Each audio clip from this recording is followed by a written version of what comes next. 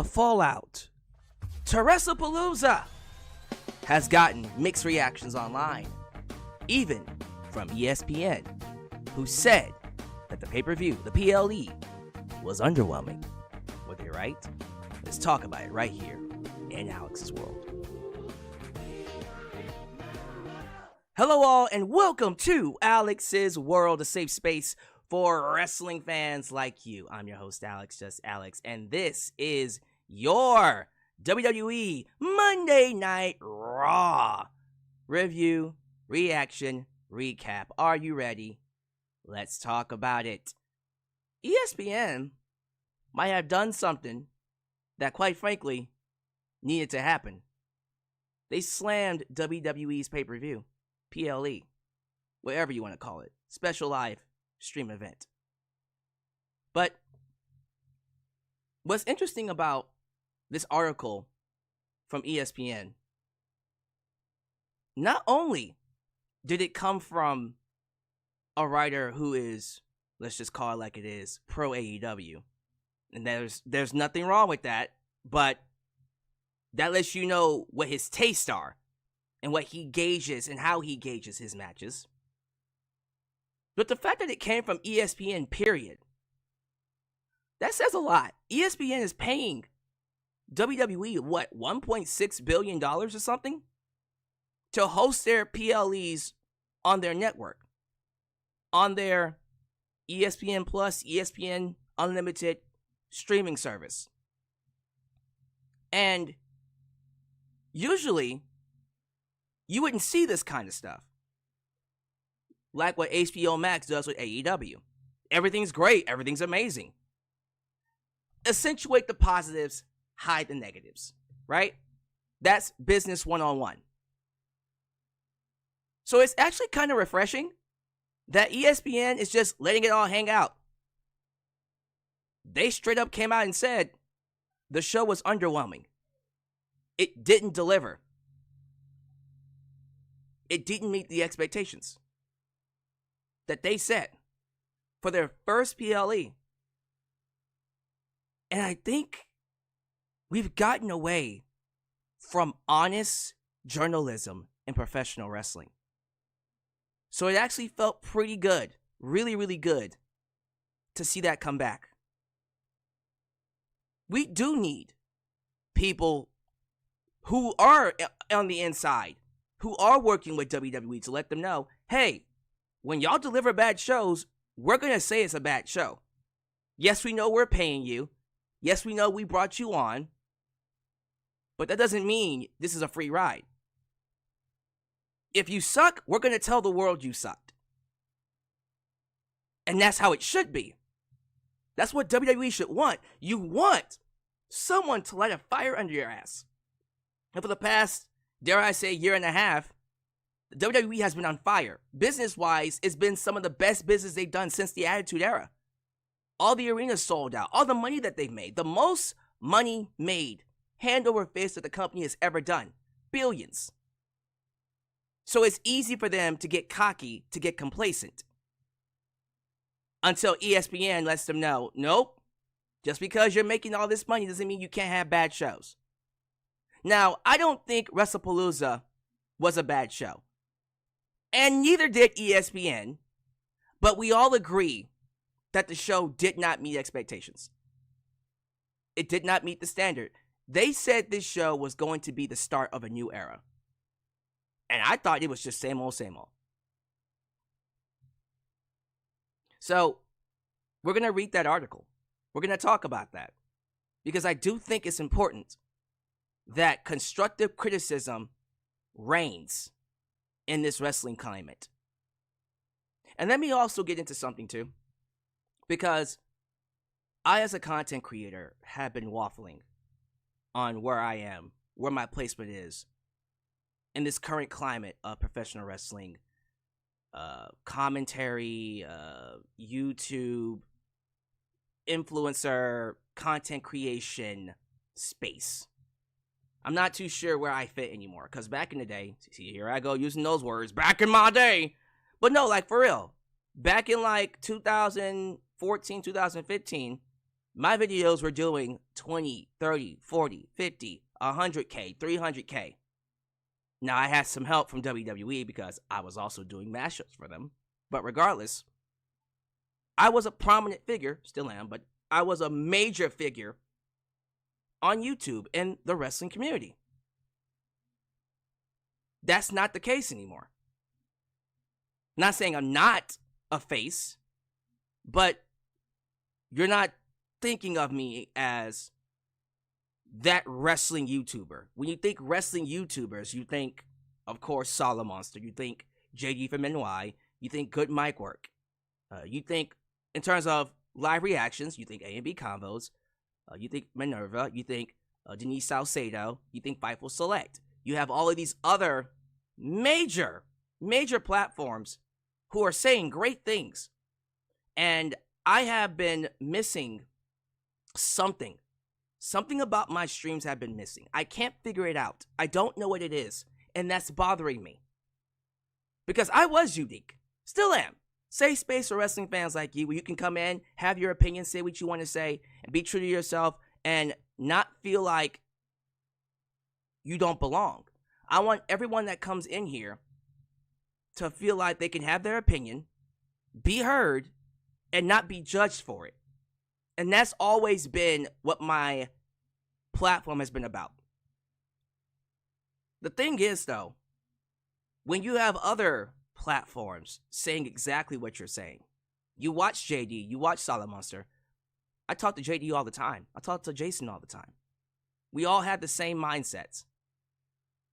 But the thing is, Jason is better at it than me in terms of just quality of delivery, quality of speaking. He is a natural commentator. That's why he's working for HOG. I'm just saying, like, I'm never going to... I understand this is a cutthroat business, but I'm not going to be that dude who's going to come in and say, he's terrible, he sucks, and here's why I'm good, which is probably why I'm not doing well. But, no, I'll admit it, Jason is better than me in terms of pure commentary for professional wrestling. And then JD is more animated. He's more in your face. He's more controversial. He's that dude that's always stirring up trouble. And if you're not stirring up trouble, then you're not making any money. So you have these big personalities who are just basically taking over the space. Where do I fit? I don't know where I fit. And sometimes, like, I look for that criticism so people can, let me know what needs to be improved. And I love you all. Thank you all so much for supporting me, liking the streams, watching. Your donations are amazing. But sometimes I look for that criticism so I can know, all right, what is it? Is it the microphone? Is it the quality of the stream? Is it the background? Is it the setup? Is it me? Am I just out of touch? Am I boring? Do people not agree with what I'm saying? We need criticism. We need people that will let us know, bro, this shit sucks, and here's why. Constructively. And I think my problem ultimately is I don't know what I'm doing wrong. I don't know what's missing.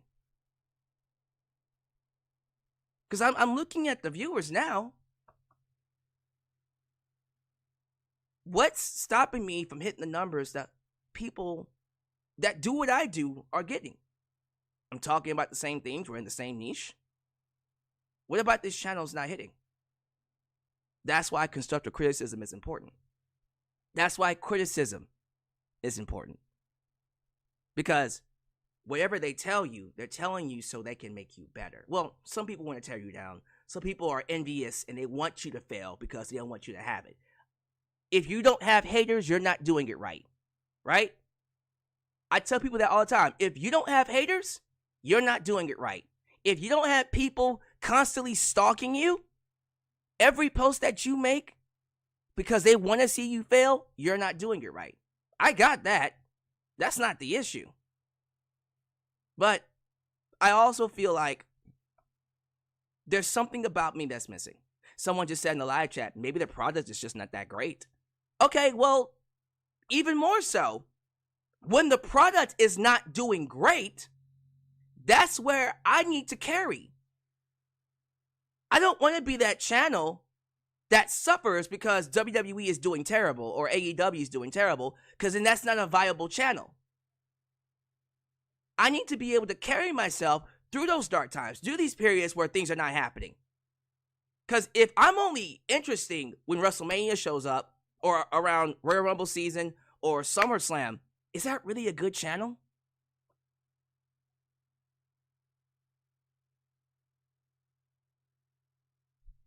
I don't mind criticizing myself. You want to know why? Because I criticize others. Who the hell am I to come up here and criticize WWE and not want criticism? Vice versa. If WWE is going to criticize other promotions, is going to criticize other avenues of entertainment, they should be open to criticism too, because criticism lets you know where your blind spots are.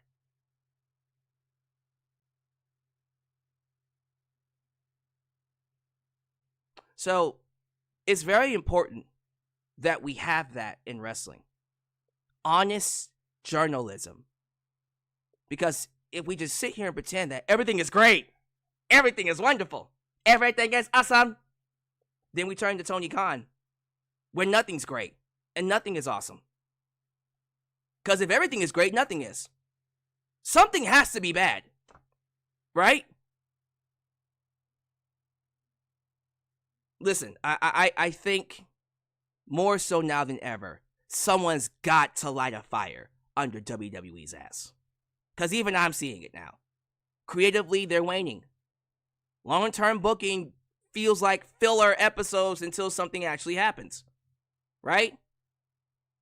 We're not really going to do anything until this point, because this is where it has to happen for this to be long-term. Instead of just tell the story naturally and then go from there.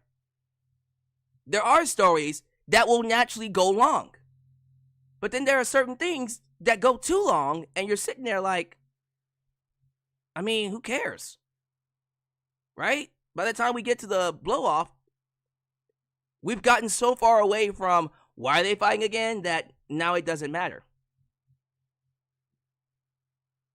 And so I hope we get to a point where criticism in wrestling isn't looked down upon so goddamn badly. And also, let me say this. What I also don't like, and this is just me personally, we have too many people in the wrestling community that expect everyone to think like them. What I love about my channel, what I love about my community that I've built around me, is that everyone can have their own opinions. Everyone can think a certain way. Everyone can be themselves, and we all accept it. Now, I thought Wrestlepalooza wasn't that bad of a show inside the ring. Thought it was a good show inside the ring. Although it was nothing special overall. Others think the show was one of the worst pay-per-views they've ever seen. You can come in and have that, and I'm okay with that. Just tell me why. Because I want to see your perspective. Through you explaining that, I think I might actually agree with you. And that might change my mind. Same over here. There are people that watch my reviews who go into a show not liking it, come out not liking it, then they watch my reviews and go, okay, maybe it wasn't that bad. Like, that's my job. That's what I want to do. I don't want to tell you how to think.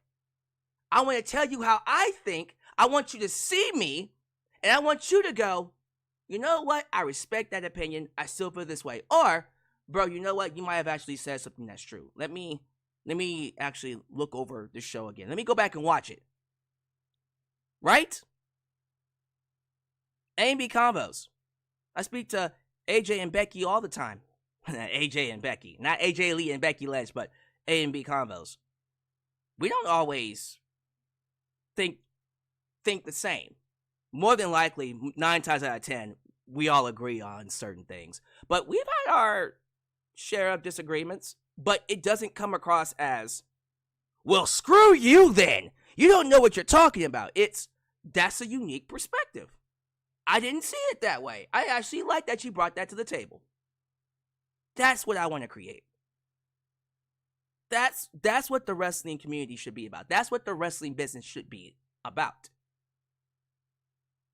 And I think right now WWE, they've gotten a little too complacent. They've gotten cocky because they're looking at the numbers, they're looking at the audience attendances, they're looking at the fact that they're selling out despite the quality of their shows, and they're not thinking about the moment. They're thinking long term, but they're thinking so far ahead. They are so far ahead into 2027 that I don't even think they're even thinking about 2025 anymore. They're not even thinking about 2025. They're not thinking about right now. They're not thinking about 2026. They've already put their mindsets Saudi Arabia in 2027. There's one extreme where there's no long-term booking, but that other extreme is that you think so much long-term that you ignore the now. And I feel like we're getting too far into that other extreme. And so criticism is very important. Cannot wait to read that article. In terms of Monday Night Raw tonight, I'll be honest with you. I thought Monday Night Raw tonight was better than Wrestlepalooza. I thought it was a really good show. A very strong show. We got the Asuka heel turn. We saw it coming. They've been building up to it. It was completed. It was completed tonight. I love that Asuka is strong-arming, preying on Kairi Sane's loyalty to her.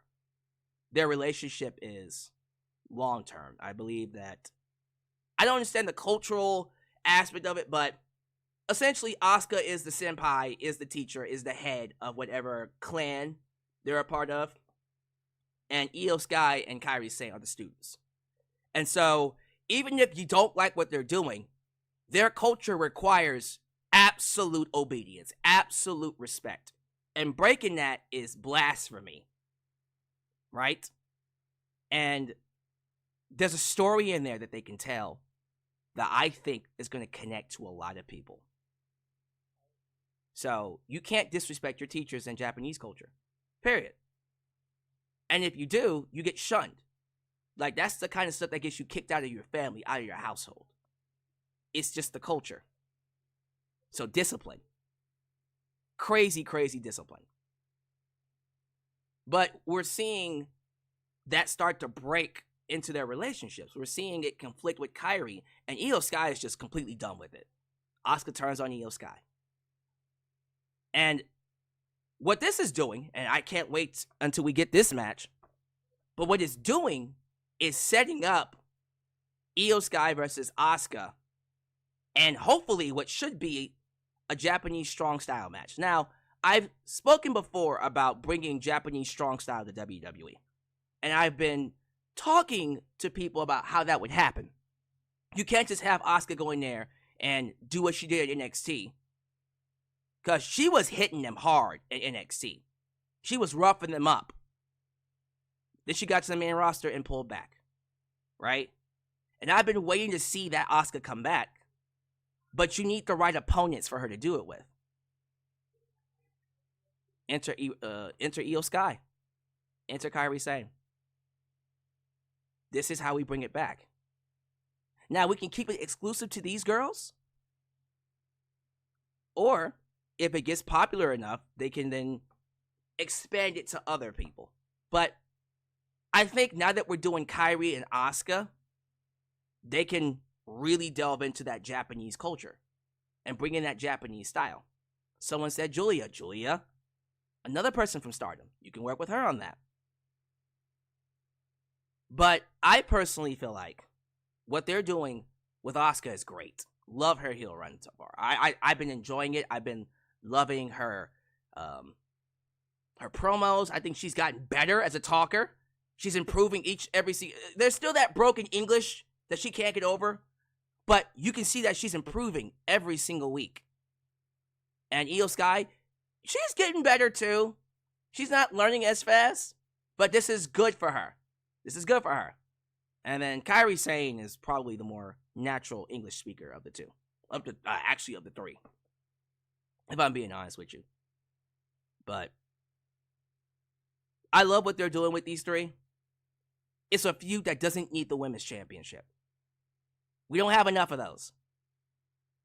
Now, we can do Asuka and, of course, IYO SKY one-on-one. We can do that at the upcoming pay-per-view, Crown Jewel. I don't think they're going to do it there. I think we're going to hold it off. They can do a one-on-one match at Survivor Series. Although, War Games is coming back, so they might be in War Games. You can include other women in that as well. We'll talk about that later. But you can see, like, it's building to a match between Asuka and IYO SKY. They already have the foundation. Now it's just telling the story. Creating moments. Building the drama. Kairi Sane is the heart and the soul of the entire storyline. Because she's the one that's conflicted between her culture and what's right. So, they have something here. It's just telling the story and getting people invested. The heel turn went over very well. Crowd really got behind IYO SKY and really was upset when Kairi Sane turned on IYO. So that's how you know that we got something. Now it's all about the long-term story and how it's executed and how the blow-off looks. So we'll see where they're going with that. In terms of the rest of the show, Bayley showed her, as we all predicted, showed her evil side tonight. This was the evil, I don't even know what to call it, Pandemic Bayley. What are we calling it? So we have Hugger Bayley, who's the good side. And then we have Neutral Bayley, which is just regular Bayley. And then we got Evil Ding Dong, hello, Pandemic Bayley. And that's who we got tonight.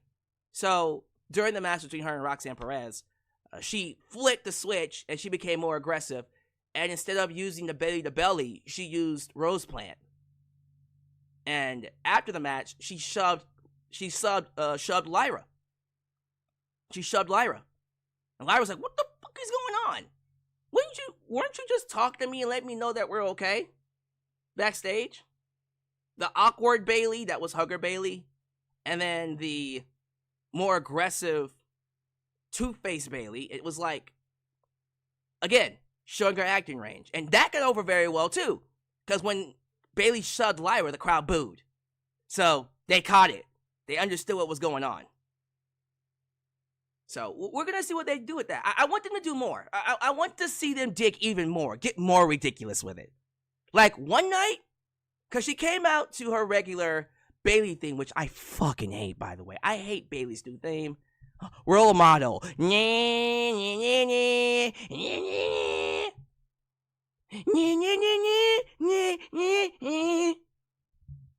They death rub with her theme. I hate her new theme. One night, I want to see her come out with the Hugger theme, the NXT theme. Ain't no stopping us now. Let's celebrate on the floor. Because that was a great theme. And then one night, come out to her Pandemic theme. That was also a great theme. I do not like the Death Rebel theme she has. It's Dookie. Dookie. Dookie. What's that smell? Yeah, I am over these Death Rebel themes. And I knew I was over it, but what really brought it home for me was that NXT Homecoming show where Gargano and Ciampa came out to their old themes from CFO Money, and they got more of a reaction from that than their current theme. Bro. And then Finn Balor's old theme, you saw the crowd reacted to him. You're like, why aren't these guys coming out this way? Like, what the hell is this? Moving on, Dominic Mysterio got a match with Rusev for JD McDonough. And during the match, Rusev was working babyface. And then when he hit his finisher, he said, "Game over!" So he's a babyface now, which I like. This is the Rusev I've been looking for. And during the accolade, Dominic Mysterio didn't help JD. He just let him get choked out. It's happening. We're breaking up the Judgment Day. They're forming the cracks. And of course, Dominic Mysterio is going to be working with Los Americanos, or the El Grande Americanos. And then hopefully, the LWO. Because that's what I'm hoping happens. I'm hoping Dominic Mysterio ends up leaving the Judgment Day to get an even bigger group. with Los Americanos and then the LWO. Oh, that'd be so good. Like, they're setting it up so well that Dominic Mysterio could easily be the top heel. And we're talking like, man, screw being the IC champ. Make him the world champ. That's where they should be going. I love Seth Rollins. I love CM Punk. I love what they're doing. Dominic Mysterio should be groomed to be the world champ on Raw. Like, I want to see these guys start to come up, man. They got the tools. They're setting them up very well. I just want to see it. So, very, very excited to see how things play out. I will talk about Cody Rhodes and Seth Rollins during the review, though. The only thing I'll say about that is, I understand WWE sees Seth Rollins and Cody Rhodes as like the Rock and Stone Cold of this generation, but it's nowhere near it. I'm not saying Cody Rhodes and Seth Rollins aren't a great pairing. Of course they are. They've had classic matches. The Hell in a Cell match is one of the best matches that I've seen Cody Rhodes have. Although I fucking hate it. I still hate the fact that he wrestled with a torn pec. That was so goddamn stupid. I don't care what anybody says. Oh, he showed grit. No, you dumbass. You wrestled with a torn pec and you could have injured yourself even more. Not saying something that Cody Rhodes wouldn't say. He hates the match too.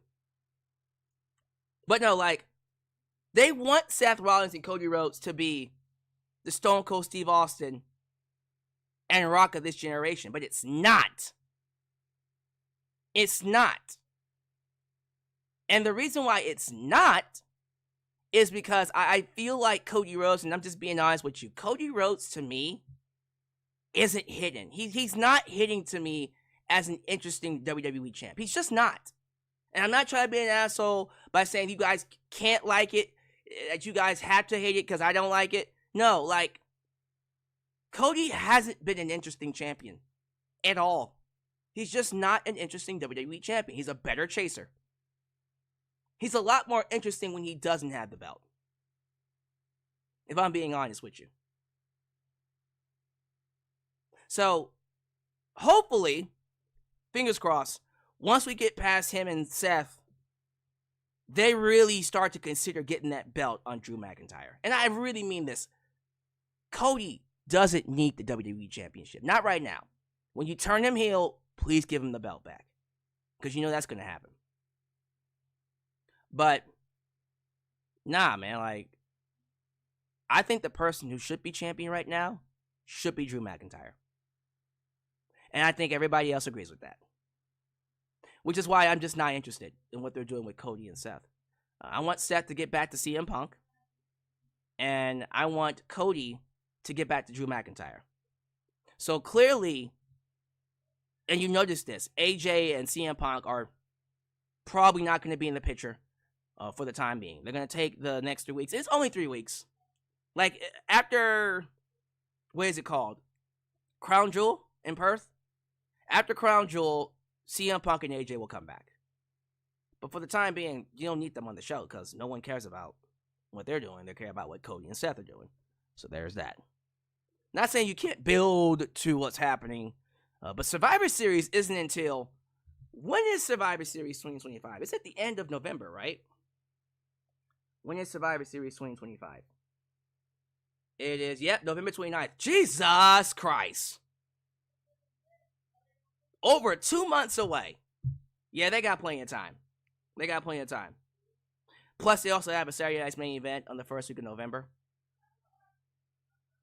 And I will talk about the report I saw from Body Slam. I'm saving that for my review.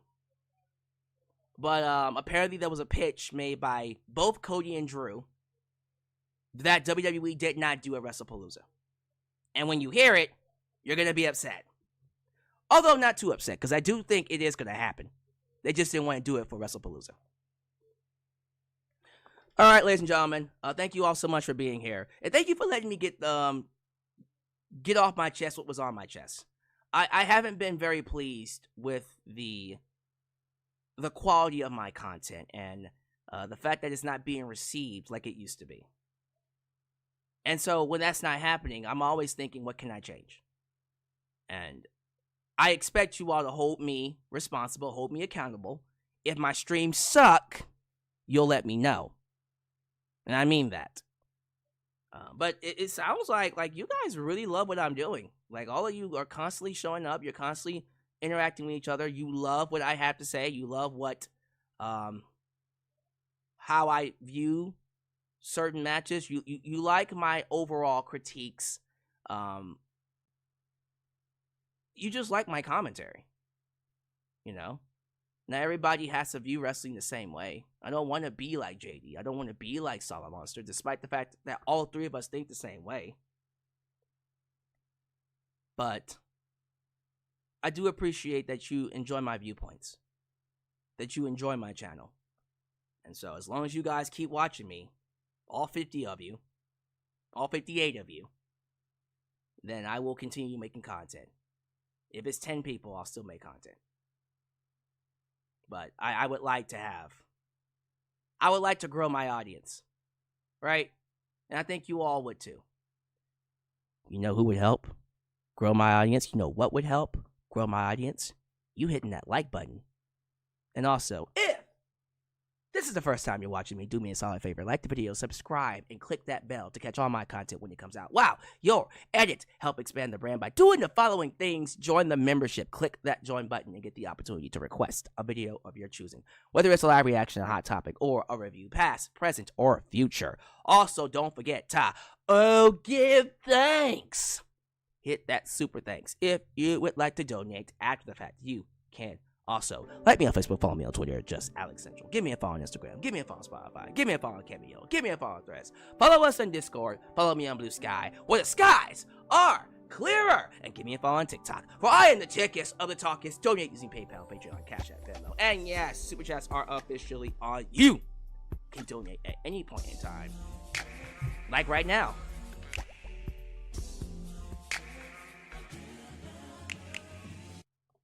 Smash that like button, thumbs up. Ladies and gentlemen, A&B Convos Wrestling Edition, the premier reaction channel here in the YouTube space. Congratulations, A&B Combos, on your latest live stream. 37,000 views. I love it. You guys are growing. Don't take that for granted. You're going to catch up with me at any point in time. You're going to surpass me, and I'll be the one on your channel doing shows for you. But yeah. Donate using PayPal, Patreon, Cash App, Venmo. Super Chats are on. You can donate at any point in time during the broadcast to get your thoughts played live on the air. Email me at justAlexsWorld@gmail.com for business inquiries, just to say hi. And of course, get yourself a t-shirt today at Pro Wrestling Tees and Teespring. Are you a Just Alyx guy? Then join the club. Get you an I'm a Just Alyx guy t-shirt. Hot off the press. Also get you an old school Deluxe Man t-shirt. Get you a new school Alyx World t-shirt. And many more t-shirt designs coming your way. So stay tuned. Join the cause. Expand the brand. Today here. Right here. And Alyx's World. I'm a business marketing student and do research to have you grow your audience. Okay, well, SD Kai, I appreciate that. Get back to me on what I need to do. This live stream, however, is partnered with SeatGeek. Now, I know some of you are looking at these ticket prices for WrestleMania 43 and going, I ain't going to that. But you know what would help? Getting them off of SeatGeek. If you think about traveling to Saudi Arabia, that is, because good luck with that. But let's just say that you want to travel and you decide you need a leg up. You can use my promo code, just Alyx, to get $20 off. Or let's just say, well, I ain't going to Saudi Arabia, but I might be going to SummerSlam. I might be going to Las Vegas next year. I might be going to all these other events. Monday Night Raw, SmackDown. Or you could be one of those dudes that's like, I don't care about WWE, but I love AEW. You can also use SeatGeek for AEW. You can also use SeatGeek for football, baseball, basketball, whatever sport, concert you want, and use my promo code, just Alyx, for $20 off.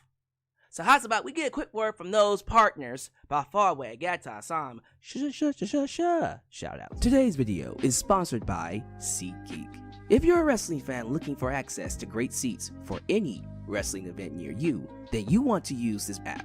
With over 28 million downloads, SeatGeek stands as the unrivaled #1 ticketing app in the market today. SeatGeek constantly delivers incredible deals on ticket prices. When you're exploring the app, keep an eye out for the special green dots that mark the best deals. What's even better is that every ticket you purchase is backed by SeatGeek's buyer guarantee, with the option to return your tickets and even swap them before the events. So here's an exclusive for you. If you click the link down below and use the promo code JUSTALYX, you can get $20 off your first purchase. Yes, $20 off any ticket that you purchase using the promo code JUSTALYX. This is a sweet deal that you could use literally right now. So don't wait. Click the link, download the app, and join the SeatGeek family today. Thank you all so much for joining me for this lovely live stream. Please show your love to the Mod Squad. Ultra! Shine Nice and Fires to Heart, Elias Ademi, New Japan Pro Wrestling Go, Cleo does everything. Highway Dylan, a danger, Dylan Danger, Teflon Don, the Mud Father, Zeno, Enigma, and of course, Big MGM, and Mrs. Firestar Heart, Angel, Holland back. Because they help keep this a safe space for wrestling fans like you and like us. Please be sure you like the video. The more you like the video, the more opportunities I will be given to be recommended here on YouTube. So help boost that algorithm by hitting that like button. Who here? Who is here in the live chat, ladies and gentlemen? Well, first off, let's give a shout out to the current and reigning, defending, undisputed World Super Chat Champion. You know him as the Chosen One, the Unwicked. Because understand something. When he's in the building, you the twos, and he's the one. He is #1. What does it take to be #1? Runwell Nigales. Welcome, sir. He says, as world champion, that means if I retain on Crown Jewel, October 11th, I can still Netflix and chill until Survivor Series. Yes, so if you retain in October, you really won't have to defend it until Survivor Series. So you'll have a long break, if you know what I mean, in between then. But, hey, don't get cocky, because I think in Survivor Series is going to be quite the defense for you. So, thank you for being here, Ronwell. We also got Lauren Biggs. Your goatness, Lauren Biggs. We got SD Kai. We got Angel. I see Game Shock. Is Liv Morgan the Crown Jewel champ? Yes. She is, but she's not here. She is injured. I see JJ. Who let the dogs out? Who? JJ Bulldog. It was reported that Randy Orton could have turned on Cody and Drew. So we're going to talk about that, because I have a theory why that didn't happen at Wrestlepalooza. Although something should have happened. I see... Let me scroll up a little bit. Of course, they're so nice, you gotta do it twice. Say hello to the premier reaction channel here in the YouTube space, A&B Combos Wrestling Edition. Good to have you here at A&B Combos, and thank you for the donation. I see Aaron Tigo, YouTube member Dawsey Chatham, Mr. Dawsey Chatham. I also see Trey Lucado, WWE Movie Maker, the Movie Maker. There you go. Maybe that'll be your nickname. WWE Movie Maker. We'll figure it out. I also see Zach Minger. Zach Minger is always the first one to comment. Cornbread. Cornbread had a lot to say. ESPN is about to hold these guys accountable. Yes, they are. Yes, they are. Shadow Star. Hey, Alex, off topic, but apparently there's an update on Kemo. He's back on TV tomorrow. I did see that. Yeah. In case you guys don't know, Disney has reinstated Jimmy Kimmel, and he is now going to be airing the talk show, Jimmy Kimmel Live again, starting tomorrow. Because guess what? Boycotts work. Disney lost 1 to 2% of their stock over 5 days. Do you know how much money that is? So let me help you out. Disney's overall stock is $200 billion, right? They lost, if it's 1 to 2%, somewhere between $2 to $4 billion in 5 days. Yikes. Now that's terrible. So it's no question that they said, well, let's go ahead and put him back on air. Because First Amendment and free speech. Not 2.4, between 2 and 4. So it's either 2 billion or 4 billion. That's what I'm saying. I'm not saying 2.4, but between 2 and 4 billion. Yeah, apparently Disney Plus crashed due to cancellations. That actually did happen too. Lauren Biggs. If you smell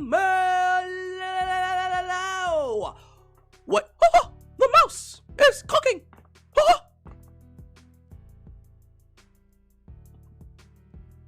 And there's only one word to describe you. And I'm gonna spell it out for you. D-I-S-N-E-Y. Disney. Oh, yuck. Come on, guys. Hook yuck. How do I do, Donald Duck? I don't know. I gotta work on that. Does Disney own ESPN? Yes. Disney does own ESPN. That is true. Alright, so thank you all so much for being here. We're going to go ahead and move on to this ESPN article because I do want to read it. Like, I genuinely want to read what this commentator had to say about the show. So, please be sure you like the video. Give me your thoughts about Raw. Give me your scores. Give me your grades. And let me know if you agree with the overall article. Now that I'm getting ready to pull it up. Right, let me be sure it's loaded. It is loaded. Boom! There it is. So this is Wrestlepalooza! And the article was written by Mr. Hale. Andreas Hale. Now, as I said to you before, Andreas Hale is an AEW supporter. Big supporter of AEW. So that should let you know how he grades the show, how he grades, what scale, what criteria, what he's looking for. He's looking for in-ring product over storylines and characters, right? I see what WWE is, and I see what the appeal is and what determines what makes it a good match or so. I have a different grading system for WWE as I do for AEW. So, he starts off by grading what he calls the match of the night. Stephanie Vaquer versus IYO SKY. We all know that Stephanie Vaquer beat IYO SKY and is the new Women's World Champ. He says, this was exceptional work from two of the best women's wrestlers in WWE. Two of the best women's wrestlers, period. Two of the best wrestlers in WWE. But two of the best women's wrestlers, period. He says the first half found Vaquer and Sky engaged in a chess match in which counters reigned supreme. I'm not going to read all of this, just reading a little bit. However, the later stages of the match saw Vaquer focus on working over Sky's knee, giving her an edge when she needed it the most. He says this was a match you should go out of your way to see. B+. I gave the match an A-, if I'm not mistaken. Yes, I gave the match an A-. People are calling this the best match of the entire night. I think the match of the night was AJ Lee, CM Punk versus Seth Rollins and Becky Lynch. We'll have to see if he agrees. But B+, that's a fair grade. That's not that far off from what I gave it, because I gave it an A-. So, that was his match of the night. He goes on to the Vision versus the Usos, and he gave this match a C. I gave this match a B. I want to see why he gave it a C. Let's read. He says, the first half of the match was sluggish in action, as the focus primarily was on what liberties LA Knight, the special guest referee, would extend to both teams. Surprisingly, he allowed both teams to introduce weapons and tables, chairs and tables into the match. The action picked up after a near fall, following a 1D from the Usos, yada yada yada. He says, this wasn't a bad match, but the Usos have certainly had better outings. So, I agree with his assessment of the match. I don't think it was a C. I would give this match, I gave it a B. I might lower it to a B minus.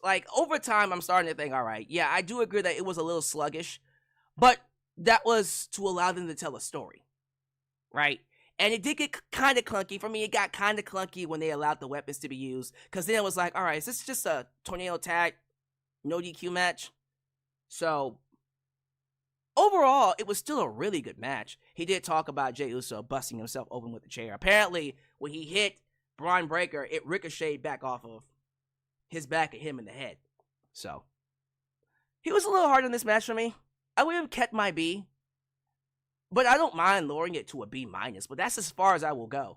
Like a B minus or a B. I'm not going into the C area. So, I thought it was too hard. We vehemently disagree on this mixed tag match. So he gave CM Punk and AJ Lee versus Seth Rollins and Becky Lynch a C. What? Sir, this was my match of the night. A C? Alright, he goes on to say, let's be clear, mixed tag matches are incredibly difficult to pull off from a pure wrestling standpoint, and are more about entertainment than anything else. Okay, well, he understands that. This one was no different. The first half was all about Rollins and Lynch making sure Lee wasn't tagged into the match. Yeah, very old school. Getting the heat on Punk. And so when AJ Lee tagged in, hot tag. It's old school. Very old school wrestling match. That all changed when Rollins skipped his way into a GTS with Punk. What was wrong with that? Tagged in his wife. Lee shook off a decade of ring rust and went to work. There was a lot of chaos and ridiculousness that followed. We had everything from stereo finisher attempts to Lynch and Punk exchanging sharpshooters. The end came after a dangerous spot in which Lynch threw Lee off of one announcer's table into Punk and Rollins on the other table, which awkwardly crumbled beneath them. Lee made her way back into the ring and trapped Lynch into the Black Widow finisher to get the submission. He says the match's nearly 30-minute runtime was a bit too long. That's fair. I'll let him have that. But it was great to see Lynch back in action. Punk and Rollins did what they had to do to keep things chugging along. The next step has to be Lee challenging Lynch for the Women's Intercontinental Championship. He gave that match a C? I mean, based off of what he written, I'm just being honest with you. It sounded like a B. I would have at least thought about a B. Why would he give that match a C, though? Yeah, he was way too hard on that match. If he would have said B, I would have been like, that's fair. He took points off for it being too long. But he even says that it's extremely difficult to pull off, and he understands that it's an entertainment match. It's not going to be the AEW-esque kind of match. That's not what this was supposed to be. They tried to make it that. You had those kind of spots, but a C? Nah, I think he was way too hard on this match, especially after you read what he wrote. I'm going to keep my A. I love the match. You can argue it was too long all you want. I didn't feel it. I can go back and watch the whole thing and still love it. So yeah, I thought the match was an A. I thought it was the best way you could bring back AJ Lee. After being gone for how long? 10 years? Yeah, I don't know. The only thing that, he didn't call it out, but the only issue I had with the match was AJ Lee's punches. I didn't think AJ looked good when she was throwing out those punches. She needs to work on that. He never said anything about that, though. That's what really got me. I didn't see him at all say anything about AJ Lee's punches. But, regardless. See? Come on, bro. Come on. Undisputed Championship, Cody Rhodes versus Drew McIntyre. he also gave this a C. Okay, hold on for a minute. Now, Cody Rhodes versus Drew McIntyre, I didn't think was all that special. Thought it was good, but I didn't think it was a match that I'm going to go back and rewatch. So, I can see and understand why he would give this match a C, right? Because we're thinking about this guy from an AEW standpoint. From an AEW in-ring perspective, sure. But that's not what this is. Like, you got to grade. There's different kinds of wrestling and different kinds of ways to grade each wrestling match on a scale. So, from the AEW perspective, I can understand why he would give this match a C. But this, don't y'all think this was a little too low? Let me read it. He said, this was a surprisingly short main event at just over 15 minutes, and it never truly had time to get out the first gear. I can't disagree with him on that. I agree with him. It didn't really feel like it went anywhere. The story of the match was Rhodes dealing with a head injury caused by a McIntyre Claymore kick on SmackDown the evening before. Rhodes stumbled out of the blocks and was seemingly compromised. However, the ill effects didn't have, any bearings on the conclusion of the match. I get it, right? I can understand why he's upset. But let me go ahead and get into what my issue was with this match, because he's right. This felt more like a main event for SmackDown than a headline for the PLE. True, I'll give him that. I don't think it was a C though. So let's get right to it. I think this is a good time to bring up the Body Slam article. So apparently, this is from bodyslam.net. Cody Rhodes and Drew McIntyre pitched having Drew win this match. And how they were going to do that is that Randy Orton would come out and he would inadvertently screw over Cody Rhodes by helping Drew McIntyre win the world title. He would do that, right? Because Randy Orton lost on SmackDown. And when Randy Orton lost that match clean, I was thinking, well, Randy Orton's going to want revenge. So he's going to come out and inadvertently screw Cody Rhodes and give Drew McIntyre the belt. That's what they pitched. That is literally exactly what Drew and Cody pitched. So, my thing is, like, why didn't they do it? Right? Like, you want to get people talking about Wrestlepalooza. That's how you win the show. What? Cody lost the belt? To Drew? What? Right? To Drew McIntyre? Holy shit. That would get people talking.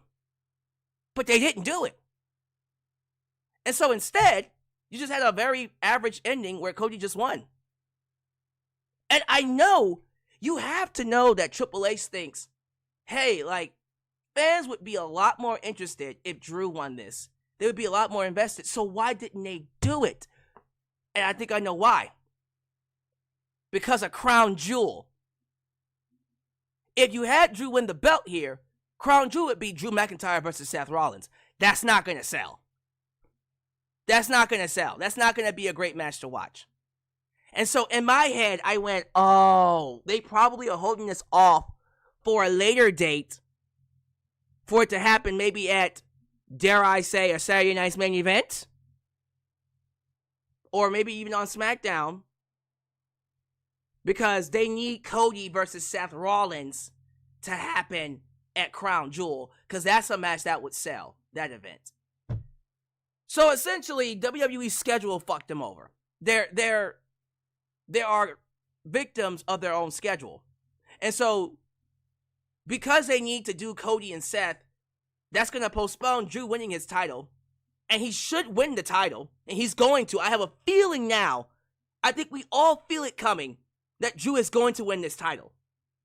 But it's happening after Crown Jewel.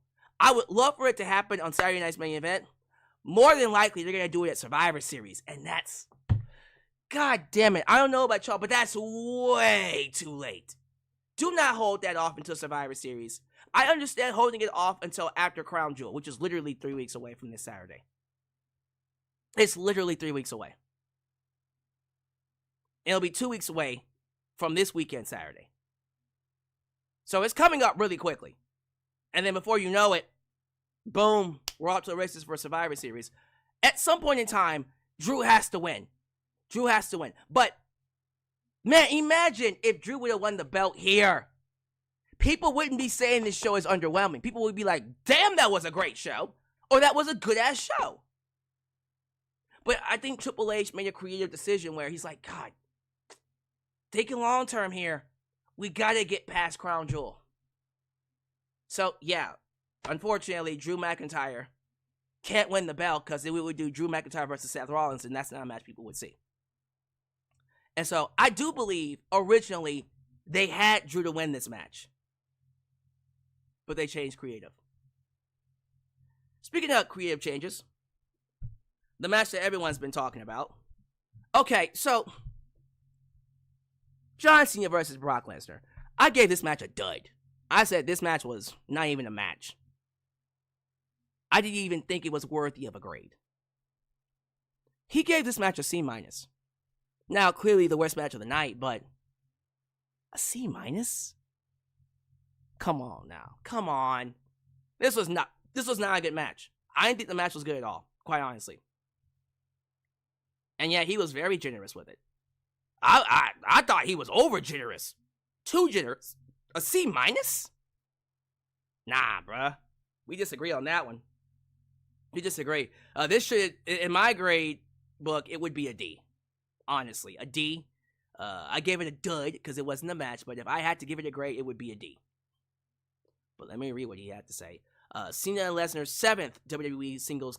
wow, their 7th match? Wait. Timeout. 2003. In 2012. Then 2014. And then they had 2 in 2014. And then, of course, when were the other 2? Did I miss something? Hold up, wait. Did Lesnar fight Cena in 2002? Their 7th WWE singles encounter. Alright, whatever. Cena and Lesnar's 7th WWE singles encounter felt more like a prelude to their next encounter than an actual match. I agree. We all saw that. They're gonna have a rematch. It was a brief and dominant win for Lesnar, which served to extend the rivalry for at least one more PLE. I agree. We all saw that coming. The match itself wasn't much of a match. So why'd you give it a C-, sir? Lesnar dominated early, reducing Cena to Suplex City. Cena regained the momentum and swiftly hit Lesnar with a trio of attitude adjustments. Unfortunately, it couldn't keep Lesnar down and went for the final shuffle, which the Beast intercepted. He leveled Cena with 6 F5s to pick up the dominant win. There were about 6 moves in the 9-minute move. There were about 6 moves in a 9-minute match. It's pretty much what you expect out of Lesnar early. It's what you expect out of a John Cena match. Quite honestly. Yeah, C-. Homeboy tripping. I would have given it a D. But that is his perspective. Wrestlepalooza final grade was a C. The excellent Vaquer and Sky match saved the show from being truly average. It was a phenomenal display inside the square circle. Everything else was either underwhelming or a setup for the future match. For a future match. For a card that promised to have epic moments, it fell short a little. It fell a little short of expectations. So, what do y'all think? Do you agree or disagree? I gave the show a B. That's what I gave the show. I gave the show a B. I said it was good. Of course, the worst match was Cena and Lesnar. So, people were saying Cena fought Lesnar 1 in 2002. Oh, okay. So 1 in 2002, 2 in 2003? They had 2 matches in 2003? I only remember... No, hold up. I remember Cena's match against Lesnar at the pay-per-view. When did Cena fight him again? The 1 in 2012, 2 in 2014, and then 1 here. Okay. That's fair enough. But yeah, like, do you agree with his grades? And if you don't, let me know. By the way, ladies and gentlemen, show some respect to Corp CA. Corp CA is in the building. Your international champ will be defending his belt this Friday, of course, at on SmackDown. But Corp CA, while you're here, let me get your thoughts, my man. How did you feel about Wrestlepalooza? I want to get your thoughts on that. While we wait for that, let's talk about Monday Night Raw. Let's talk about what I thought was a really good episode. And I will say this. What really helped this show wasn't just the crowd, it was the storytelling. You're seeing them do a lot more with the characters now. And I think that's important. That's always an important distinction to have on your shows, because sometimes, yeah, you can get good wrestling, but you need a reason to care. And so when you're getting these developments, it would be nice. Corp CA said he didn't see it. Oh, you didn't see it? Did you boycott? Did you boycott it because they got rid of Jimmy Kimmel? I'm just curious, like, because I know a lot of people were boycotting ESPN and Hulu and Disney because of them dropping Jimmy Kimmel. Or was it one of those things where you're like, I'm not paying for no ESPN PLE? Just curious to know how you felt. But they were in the Ford Center in Evansville, Indiana. Sold it out. They opened up with Cody Rhodes talking to Seth Rollins and essentially reigniting their feud. He talked about how Cody basically ran through Seth, whooped Seth's ass for, what, a year? Seth didn't get no victories over Cody. 3 matches straight. And then Seth turned babyface. He became Cody's shield, helped him win the championship. And then Cody gave him a watch, the importance of that watch.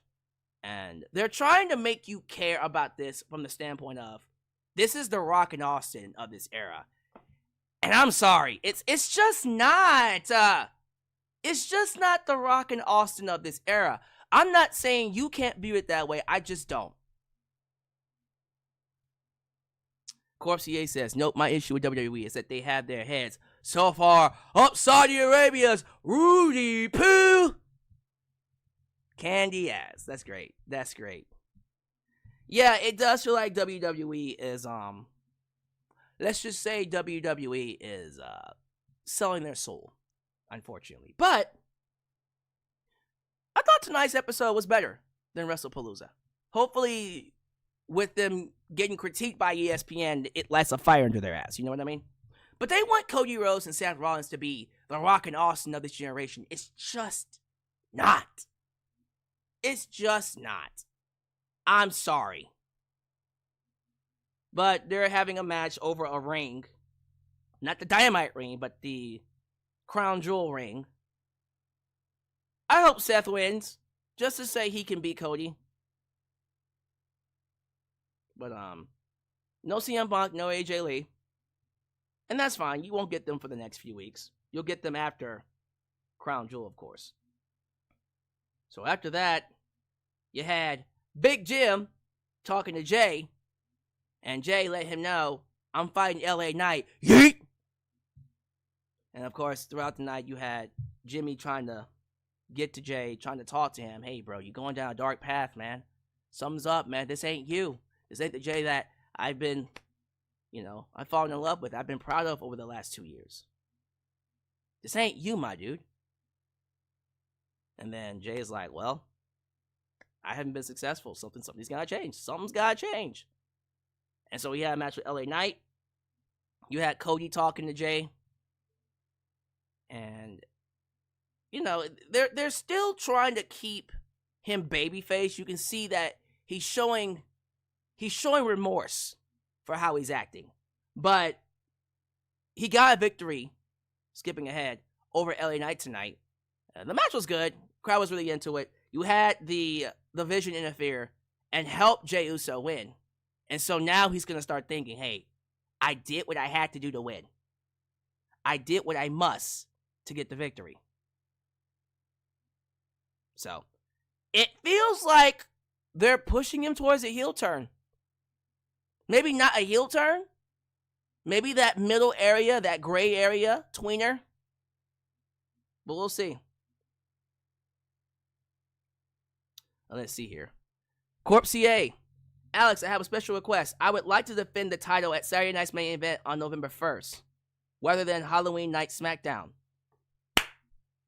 Your wish has been granted. Your wish has been granted. We will do that.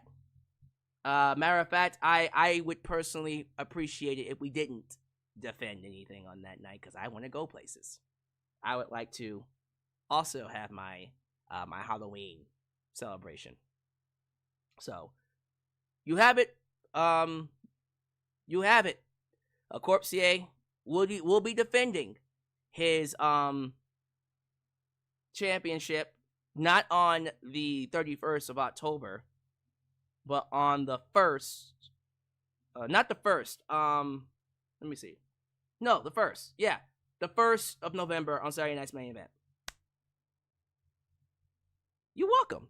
Thank you, Corp CA, for being a huge supporter of the channel. Thank you for donating. Thank you for continuing to help me stay afloat, especially during these times when WWE is pissing people off. But yeah, like, Jay's starting to dig in a little bit into that heel persona that he had during the Bloodline storyline, which I like. It's making him more interesting. Speaking of things that are not interesting, Grayson Waller and New Day took on Penta and the War Raiders in a 6-man tag, no DQ hardcore match. Now, I really like what they were doing with the War Raiders and how they just work so much better as babyfaces. I never understood why Vince made them heels. That was such a bad decision. They're just more fun to be around and a lot more fun to watch work. And New Day is still very cold as acts, but they're great fodder for Penta. And I love that they're making Penta's finisher, the Mexican Destroyer, a match finish. Thank God. Because you see a move like that, that needs to end matches. Unlike in AEW, everyone would kick out of that. If Penta hit the Mexican Destroyer in AEW, people will be popping up from it and kicking out of it. You know that's true. So the fact that it's a finisher makes me very happy. Because I remember when he did it to Chad Gable the first time, and I went, why is that not his finisher? Someone listening said that should be his finisher. Dominic Mysterio's backstage, and Judgment Day's pissed off at him because he's courting Los Americanos. And so Finn Balor's like, you got it, you don't need our help against Rusev. And of course, JD McDonough's along with Finn Balor. But then Sweet Roxanne said, but he's a part of the team, guys. I'm Roxanne Perez, I'm hot, do what I want. And then JD's like, fine. And then Donald's like, oh great, so you have a match against Rusev. Thanks, pal. JD's like, mother. You know, he's one of the, you son of a. By the way, Rusev is now a babyface. Okay, I like it. Should have been a babyface. Don't know why they didn't have him be one. He's gonna get over very quickly. Because you can tell the crowd's into him. And I love that he's working like Miro from AEW. He did the stomp kick, and then afterwards he went, game over!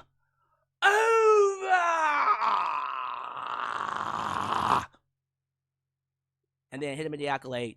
And while hooking JD McDonough in the accolade, you see Dominic Mysterio, like, he tried to interfere, but then he said, nah, I'm gonna let his ass tap out. And then, of course, JD McDonough loses, taps out, Rusev gets attacked by Finn Balor, and that's when Dom gets involved, but he didn't get involved while he was being attacked. And Finn Balor saw, he's like, you son of a bitch, how you just gonna sit there and not do anything? And so the split's happening, and I'm so happy. Thank God we're splitting up the New Day. Dominic Mysterio's gonna have his own group, Los Americanos, and hopefully the NWO, the LWO, not the NWO, the LWO. Oh, that's gonna be so good. Oh, that's gonna be good. Can't wait for it. Can't wait for it. So there's that. Los Americanos apparently is embroiled in a feud between AJ Styles and Dragon Lee. Okay. Bayley's backstage. She meets Lyra Valkyria, and she's Hugger Bayley. And Lyra's very confused because Bayley kicked her out of the locker room last week, and she's like, "Are we good?" And Bayley's like, "Why wouldn't we be good? We're great. Come out to the ring with me." Because, you got Roxanne with Big Girl, Raquel Rodriguez Gonzalez, and I'm going to need some help. And Lyra, you're right here, and I like you, maybe, with this personality.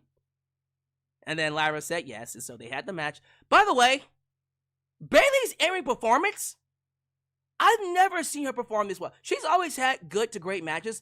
This is the best I've seen Bayley. Her in-ring performance has been spectacular. Her matches have always been good, but her matches are so good, and this match with Roxanne was great. This was a great match. And, of course, throughout the match, you had, Raquel interfering, and then Lyra stopping her. And then towards the end, Bayley got hit with that. It was the Pop Rocks, the Code Red on the outside, and that snapped her out of her hugger personality and into the pandemic, ding dong, hello, evil side of her. And I love how she changed her entire in-ring performance. She became a lot more aggressive. She used the rose plant. She started beating the piss out of Roxanne. And then she beat her 1, 2, 3. And then after the match, Lyra gets inside the ring because she tried to hug Bayley, and Bayley shoved her. And it went over well with the crowd because the crowd started booing her. Like, oh, they caught it. That's good. This gimmick is awesome. So, I love it. I want to see them do more with it. I want to see them do more with Bayley. Like, I would like to see her come out to her NXT theme and then her pandemic theme. Both of them were fire, by the way. The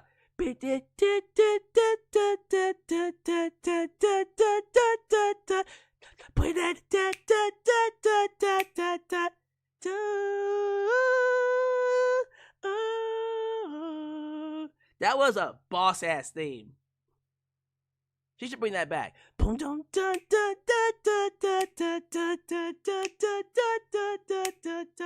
don't know why they got rid of that. But she's knocking it out of the park. I just want them to go all the way with it. She should come out as Hugger Bayley one time. And then Evil Bayley. Just to really bring it home. It'll probably happen at some point. They're going to have her come out. Let's see here. What happened after this? Pierce is backstage. Talking to La Primera. That's right. Stephanie Vaquer had a promo. And it was an average promo. Essentially saying thank you. Thank you guys for giving me this chance to be your champion. I'm going to be a great champion. Can't wait to have matches. There's my father. He brought me in. Her English is better. But like Asuka and honestly like IYO SKY, you can tell like she still has that broken English. But in terms of being a champion, it'll pass. It'll work. If they gave IYO SKY the belt for like 2 months, they can give Stephanie Vaquer a run with it. Victoria and Alexa had a storyline in the past when they had a split personality. Yeah, Bayley is carrying the torch. They both did have split personalities. You're right. You're right about that. You're right. You're right, Corpse. You're right. You're the man. Let me see here. Backstage, Asuka rolls up to Rhea Ripley, saying, "Hey, I know what you doing. You getting a little too comfortable with IYO. Okay, she don't work. She don't run like that. She ain't batting on that side of the fence." I don't think so.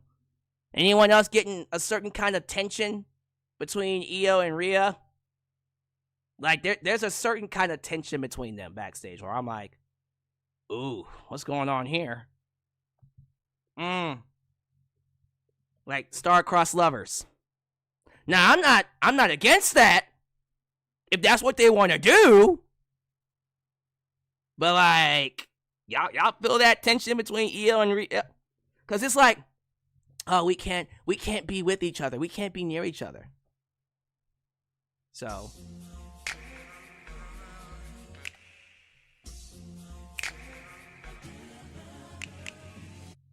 I have to imagine Jade is winning Friday. we'll see. Me too. I am gonna do a review on SmackDown on Friday. By the way, I do think that's gonna be something that I can't miss because I do think Jade Cargill is winning that belt. But oh well, back to this. Yeah, I feel like there's something going on between Rhea and Io that they're not explaining yet. But hopefully we get what's going on. Love what they're doing with Asuka and Kairi Sane, where Kairi is talking to him and she goes, Kairi! And the way Kairi oversells it and she jumps, that shit is hilarious. Shit is great. Love it. But moving on. I think we got everything because we talked about LA Knight and Jey Uso.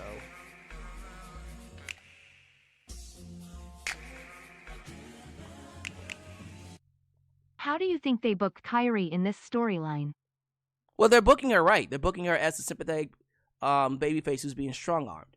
She's doing what she was taught to do. She's doing the right thing from her perspective, which is honoring tradition. You don't disrespect the senpai. It is what it is. Becky Lynch cut a great promo. She was backstage running her mouth, and I love when she goes, I'm the greatest female wrestler of all time. And it's not just me saying it. ESPN says it, Bleacher Report says it, Sports Illustrated says it. That's great. She says, I'm going to set an example, and then she leaves. And we never see her again. I was like, what example? What example are we setting?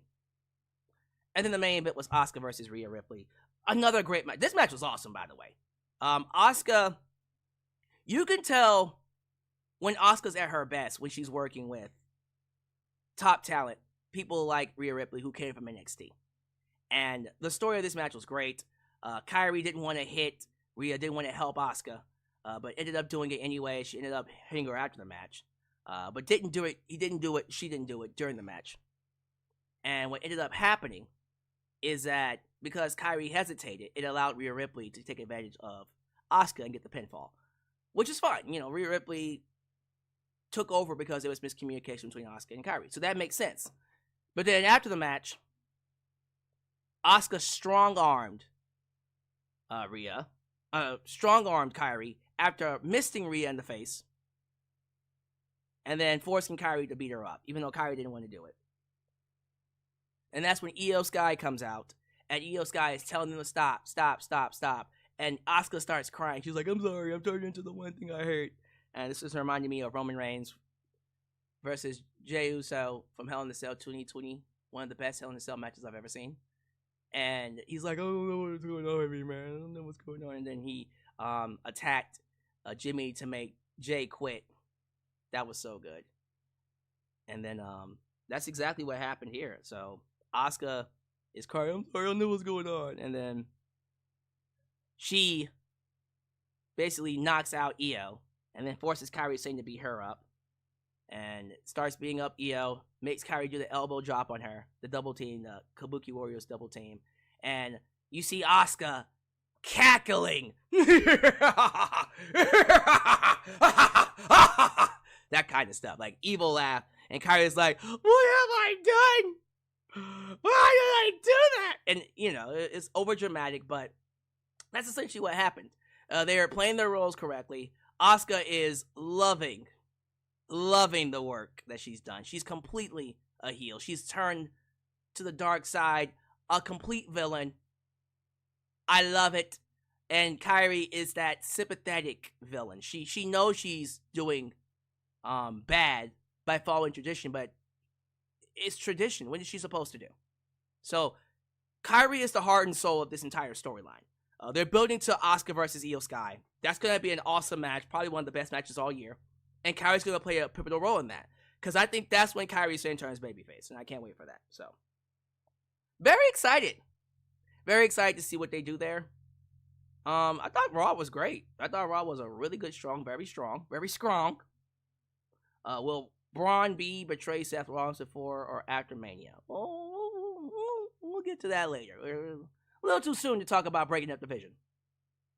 Xavier Jackson, the women just learned 10 months ago how to speak English. It takes time. Yeah, like Irie, IYO SKY, Asuka, Stephanie Vaquer, like they're not just gonna know English. It's gonna take them some time.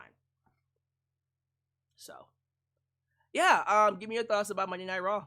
You guys have the floor. Like, how y'all felt about the show? How y'all feel about the review from Wrestlepalooza? Corp CA, you will be defending your belt on Friday, because I have decided that I will indeed be reviewing that show live. Thank y'all for letting me vent. Like, I'm not happy with the viewership I have on my channel. I know I could be doing better, and so I gotta work on that. I gotta work on what I have here to improve. Let me go back here and see what you guys are talking about. Lauren Biggs, what are your top 5 disappointments of WWE in 2025? Well, John Cena's heel turn. That's number 1. Drew not winning the belt. They might make that up to me. The New Day didn't capitalize on their heel turn at all.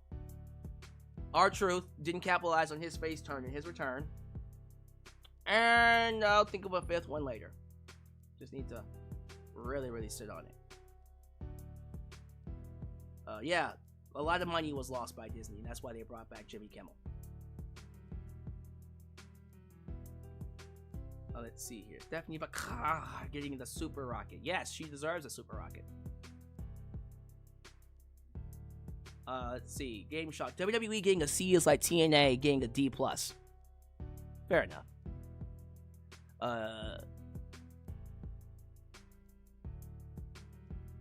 JJ Bulldog says, I mean, a C+ makes sense for the Usos versus Bronze, because it was just there. That's fair. JJ Bulldog says, AJ and Punk match was definitely an A+. Yeah, I agree with you. Yeah, Ultra Shadow. A C? Yeah, he gave John Cena and Brock Lesnar a C. That's wild. That's wild. JJ Bulldog says the main event was like a C+ because nobody was involved to cost Cody the match. Cody versus Drew was a C+ match to me. That's fair. That's fair. Crown Jewel is a filler pay-per-view. It's the definition of a filler pay-per-view. Yeah, the writer Andreas Hale. Yeah, Mr. Hale is definitely an AEW fan. You can tell. You can tell without me having to say anything. Cody and Seth are nowhere close to being on Rockin' Austin's level.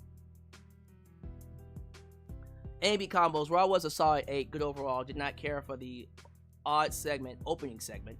Consistency is key, and Rollins should be in a boss mode, not what do you think of me, Cody mode. Yeah, I think they do it.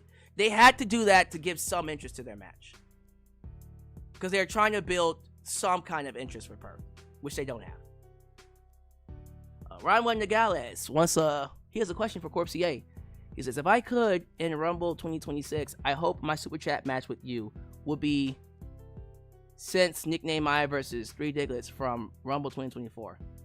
Oh, so Ronald Nogales says he wants his match between Corp CA to be just as big as that match. Should I remind you all that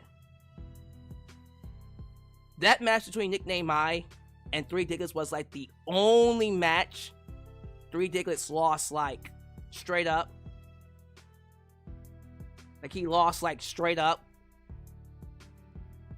And both of them were dropping bombs, like over $1,000. Ronwell, are you planning on dropping over $1,000 on? And when is that? When is Rumble? Is that February or November? Not February or January? Hold on. When is Royal Rumble 2026? Right at the end of January. So January 31st. You plan on dropping 1,000? Because that's what Corp C8 wants to do.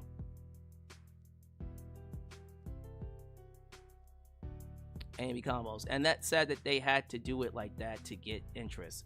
All the more reason they'll never be the Rock and Austin equivalent. Corpsier says, all hail A and B. We are with you for life. For life. For life. For life.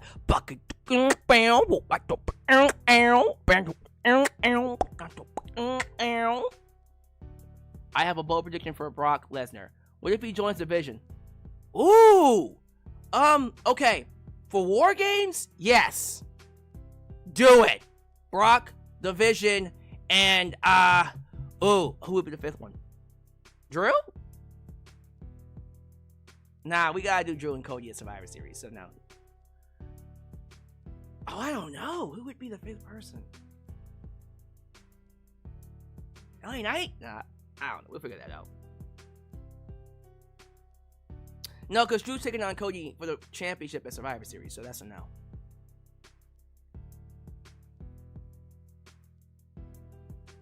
We could do 4 and 4.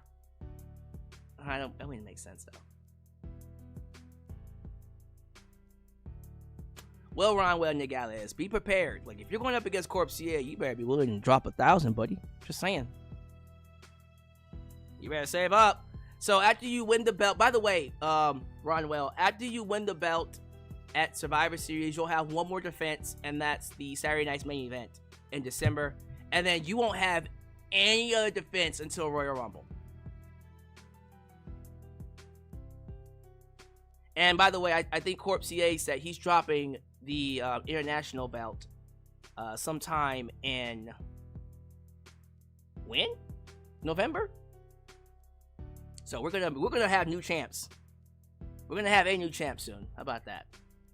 The Vision basically becomes Evolution 2.0 if Seth is World Heavyweight Champ, Brock is IC Champ, and Breaker and Rhea are tag team champs. I wouldn't give the IC belt to Brock. Don't do that. Don't do that. Yeah, like, I'm trying to figure out who would be the fifth member, the fifth opponent, the fifth member for Team Vision at War Games. Because, you know, you gotta have Roman, you gotta have Jay, you gotta have the Usos. Because I'm thinking easy, Roman, Jay, Jimmy, LA Knight, CM Punk.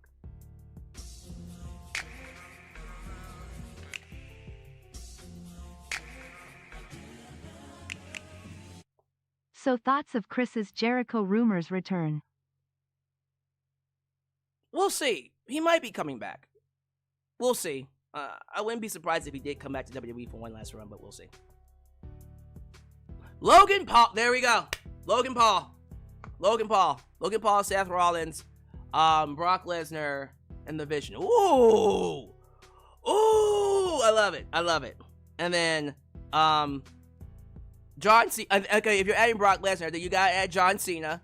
So, John Cena, CM Punk, the Usos, and Roman Reigns. Oh.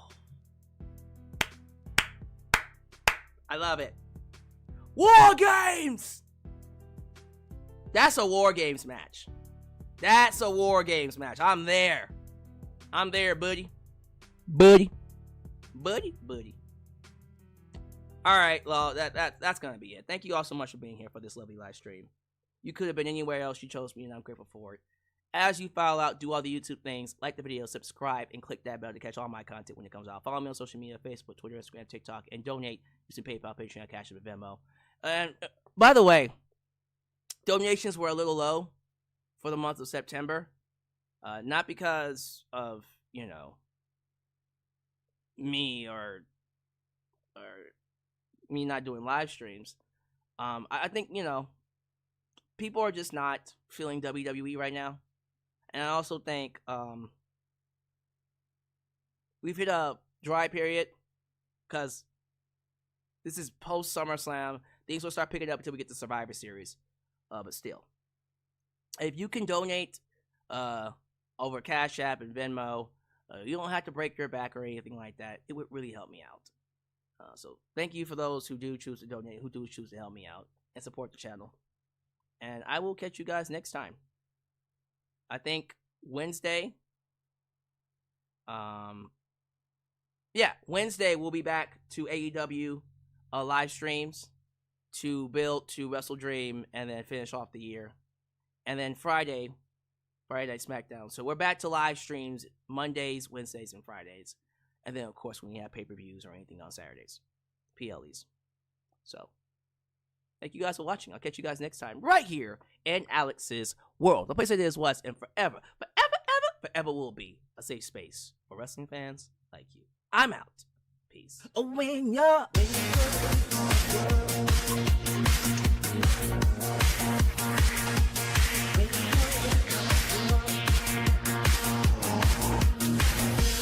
when you're